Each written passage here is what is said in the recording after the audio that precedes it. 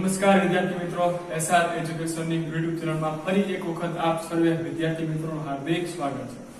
તો આજે આપણે સંભાવના પ્રકરણની અંદર અમુક વાર અથવા દિવસોના જે છે દાખલા પૂછાય છે, જેમ કે ભાઈ જાન્યુઆરી માસમાં કેટલા સોમવાર કે કેટલા રવિવાર આવે તેની સંભાવના, બરાબર, અથવા આ વર્ષમાં કેટલા વાર આવે એની સંભાવના। તો આજે આપણે એ વાર સંબંધિત જે સંભાવનાઓ પૂછાય છે એના વિશે આજે થોડોક આપણે અભ્યાસ કરીશું। હવે એના માટે આપણે સૌથી પહેલા જે દરેક મહિના જે છે એના દિવસો એના વિશે ગણતરી કરી લઈએ, બરાબર, કે જેથી તમને ચોક્કસ રીતે યાદ રહી જાય કે ભાઈ આના વિશે આ જ જવાબ આવશે। તો આપણે સૌથી પહેલા મહિના વિશે જોઈએ, બરાબર, કે જાન્યુઆરી મહિનો હોય તો જાન્યુઆરી જે છે એની અંદર 31 દિવસો આવે, બરાબર। એવી જ રીતે ફેબ્રુઆરી માસ હોય તો એમાં 28 હોય અથવા 29 દિવસો આવે, બરાબર। પછી એવી રીતે માર્ચ તો એમાં પણ 31 દિવસો, એપ્રિલ તો એમાં આવશે 30, મે તો એમાં આવશે 31, બરાબર। આટલું સરળતાથી યાદ રહે, અથવા તમે આ રીતે જાન્યુઆરી ફેબ્રુઆરી પણ ગણી શકો છો કે જાન્યુઆરીમાં 31, ફેબ્રુઆરીમાં 30, માર્ચમાં 31, એપ્રિલમાં 30, મેમાં 31, પછી જૂનમાં 30।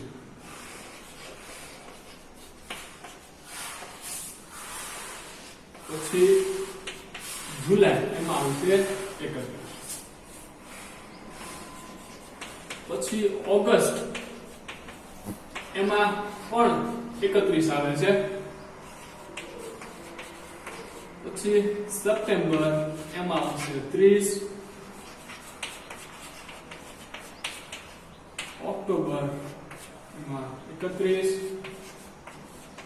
નવેમ્બર એમાં આવશે 30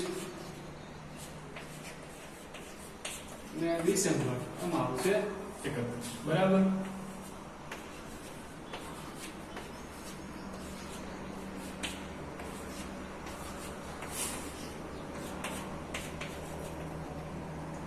તો આપણે દરેક અંગ્રેજી મહિના અને એમાં કેટલા દિવસો આવે છે એના વિશે આજે આપણે લખીશું, બરાબર।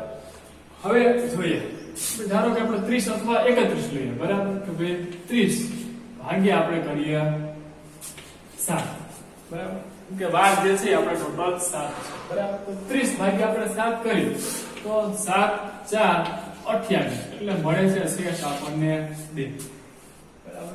હવે આવી રીતે 31 ભાગ્યા 7 કરીએ તો ફરી પાછું એનું 7 4 28 29 30 અને 31 તો આપણને 3 શેષ મળે છે, બરાબર। તો આનો મતલબ શું થયો કે ભાઈ 30 દિવસનો મહિનો હોય તો એમાં દરેક વાર જે છે એ 4 વખત આવશે। 30 દિવસનો મહિનો હોય તો દરેક વાર એ 4 વખત આવશે, મતલબ 28 દિવસની અંદર દરેક વાર 4 વખત રિપીટ થઈ જશે। પછી જે બાકીના બે કોઈ પણ વાર જે છે એ જે આવશે કેટલાની વખત આવતા હશે 5 વખત, બરાબર। એટલે કે 30 દિવસનો મહિનો હોય ત્યારે કોઈ પણ બે વાર જે છે એ 5 વખત રિપીટ થતા હશે, બાકી 28 દિવસની અંદર, બરાબર, સાથે 7 વાર જે છે એ 4 વખત આવી જાય, બરાબર। 7 4 28, બરાબર, એટલે કે 28 દિવસની અંદર દરેક વાર જે છે 4 વખત રિપીટ થાય। પણ જો એની જગ્યાએ 30 દિવસ હોય તો કોઈ પણ બે વાર જે છે એ 5 વખત આવે। 31 દિવસનો મહિનો હોય તો કોઈ પણ 3 વાર જે છે એ 5 વખત આવે, બરાબર। અને આવી રીતે જો 29 દિવસનો મહિનો હોય તો કોઈ પણ એક જ વાર, બરાબર, 7 4 28 એટલે આપણે શેષ 1 મળે કે 29 દિવસનો મહિનો હોય તો કોઈ પણ એક વાર જે છે એ 5 વખત આવે। તો એને આપણે અહીંયા લખીએ જાન્યુઆરી, તો એની અંદર 28 દિવસ પછી 28 દિવસને બાદ કરતા કેટલા દિવસો વધે છે તો 31 માંથી 28 બાદ કરો એટલે 3, કે જાન્યુઆરી મહિનો હોય તો એની અંદર કોઈ પણ 3 વાર જે છે એ 5 વખત આવશે। ફેબ્રુઆરીમાં જો 28 દિવસનો મહિનો હોય તો એક પણ વાર 5 વખત આવતો નથી, પણ જો 29 નો મહિનો હોય તો કોઈ પણ એક વાર જે છે એ 5 વખત રિપીટ થશે। એવી રીતે માર્ચની અંદર 31 છે એટલે 3 વાર, એપ્રિલમાં કોઈ પણ 2 વાર, બરાબર, 2 માં 31 હોય આપણે 3 લખીએ, 30 હોય 2 લખીએ.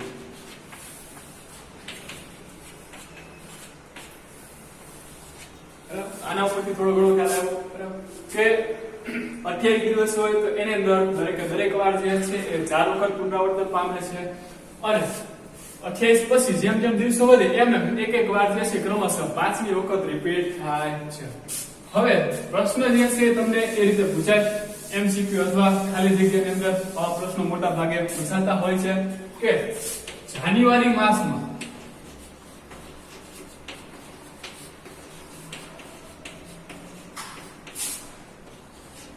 પાંચ બુધવાર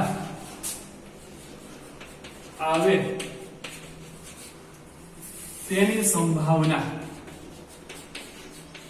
બરાબર? પ્રશ્ન આ રીતે પૂછાય કે કોઈ પણ માસ આપેલો હોય એની અંદર 5 બુધવાર કે સોમવાર જે કોઈ પણ વાર આપેલા હોય, બરાબર? તો જાન્યુઆરી માસમાં 5 બુધવાર આવે તેની સંભાવના શોધો. બરાબર? તો સૌથી પહેલા આપણે જોઈશું ભાઈ જાન્યુઆરી માસ. બરાબર? જાન્યુઆરી માસ જે છે એના દિવસો આપણને યાદ હોવા જોઈએ. જાન્યુઆરી માસના 3 દિવસો, સોરી 31 દિવસો, બરાબર?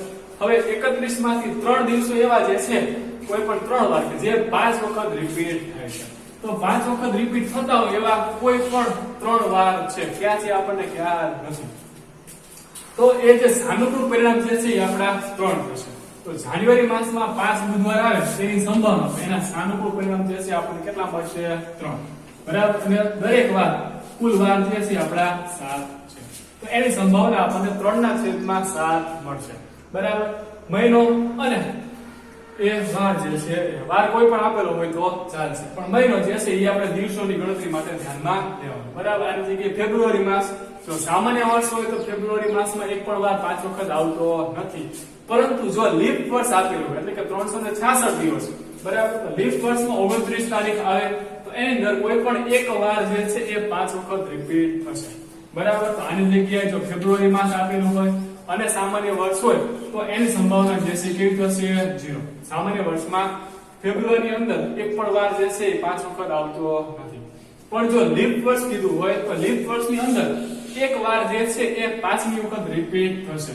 તો જો લીપ વર્ષ આપેલું હોય અને ફેબ્રુઆરી માસ આપણને એવું કહેલું હોય તો લીપ વર્ષમાં ફેબ્રુઆરી માસમાં કોઈ પણ વાર, બરાબર, બુધવાર એ 5 વખત આવે. બરાબર? બુધવાર જે છે એ 5 વખત આવે તેની સંભાવના. તો ફેબ્રુઆરી માસ લીપ વર્ષ, એમાં એક વાર જે છે કોઈ પણ એક વાર 5 વખત આવે તો એની સંભાવના 1/7 મળશે. બરાબર? તો આટલું તમે યાદ રાખો એટલે તમને આ માસ વાળા કેટલા વાર એ માસમાં આવશે એના વિશે થોડો ઘણો ખ્યાલ આવશે. હવે બીજી એક બાબત આપણે જોઈ લઈએ લીપ વર્ષ વાળી. બરાબર? તો આપેલું વર્ષ, કોઈક વર્ષ આપેલું હોય તો 2014, 2016, આ વર્ષમાં કેટલા વાર આવશે, તો આ વાર જે છે કેટલી વખત આવશે, કદાચ એવા દાખલા પણ પૂછાઈ શકે. તો વર્ષ જે છે એના માટે એક બાબત ધ્યાન રાખવાની કે ધારો કે 2020 આ વર્ષ આપણને આપેલું છે. હવે આ વર્ષ જે છે લીપ વર્ષ છે કે નહીં એ ચકાસવું હોય તો એના છેલ્લા 2 અંકને આપણે ધ્યાનમાં લઈશું. બરાબર? છેલ્લા 2 અંક જે છે એ 20 છે, તો 20 ની આપણે 4 વડે ભાગીશું. બરાબર? તો 20 ની આપણે 4 વડે ભાગીએ તો 4, 5, 20 શેષ આપણને 0 મળે છે. બરાબર? તો કોઈ પણ વર્ષ આપેલું હોય એના છેલ્લા 2 અંકને આપણે 4 વડે ભાગીએ અને શેષ જો 0 મળે તો એ જે વર્ષ છે એ લીપ વર્ષ હશે. બરાબર? છેલ્લા 2 અંકને 4 વડે ભાગીએ અને શેષ 0 મળે તો એ આપેલું વર્ષ જે છે કેવું હશે? લીપ વર્ષ. બરાબર? જો શેષ 0 સિવાય બીજી કોઈ મળે તો એ વર્ષ જે છે લીપ વર્ષ હશે નહીં. આ લીપ વર્ષ માટે આ એક બાબત તમારે ખાસ ધ્યાનમાં રાખવી પડશે. હવે બીજી એક બાબત જોઈએ વર્ષવાળી. બરાબર? હવે આપેલા વર્ષમાં 53 બુધવાર આવે કે 53 રવિવાર આવે તે ઘટનાની સંભાવના. હવે વર્ષ માટે આપણે જોઈએ કે ભાઈ કોઈ પણ સામાન્ય વર્ષ હોય તો સામાન્ય વર્ષની અંદર 365 દિવસો આવે. બરાબર? સામાન્ય વર્ષ હોય તેની અંદર 365 દિવસ હોય. હવે વાર આપણી પાસે 7 એ તો ફિક્સ જ છે. બરાબર? તો 365 ભાગ્યા આપણે 7 કરીએ તો 365 ભાગ્યા 7 એટલે 7 5 35 1 5. બરાબર? 7 2 14 એટલે આપણને એક જે છે શેષ મળે છે. તો એનો મતલબ કે સામાન્ય વર્ષ જે છે એની અંદર દરેક વાર જે છે એ 52 વખત આવે, એટલે કે 52 અઠવાડિયા આવેલા હોય, બરાબર. તો દરેક વાર જે છે સામાન્ય વર્ષમાં 52 વખત આવે અને કોઈ પણ એક વાર જે છે એ વાર જે છે એ 53 વખત રિપીટ થશે. કયા વર્ષની વાત છે? સામાન્ય વર્ષની. તો આની અંદર તમને દાખલો એ રીતે પૂછાય કે ભાઈ સામાન્ય વર્ષમાં લીપ વર્ષ ના હોય તેવું અથવા કાઉન્સમાં આપેલું હોય લીપ વર્ષને અવગણવું, બરાબર. તો ભાઈ સામાન્ય વર્ષમાં